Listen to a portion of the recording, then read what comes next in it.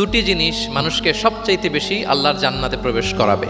একটি হচ্ছে তাকওয়াল্লাহ, আল্লাহর ভয়, আর একটি হচ্ছে হুসনুল খুলুক, সুন্দর আচরণ। রিপিট, আমি আবারও বলছি, দুটি জিনিস মানুষকে সবচাইতে বেশি আল্লাহর জান্নাতে প্রবেশ করায়। একটি হচ্ছে আল্লাহর ভয়, তাকওয়াল্লাহ, আর একটি হচ্ছে সুন্দর আচরণ, হুসনুল খুলুক।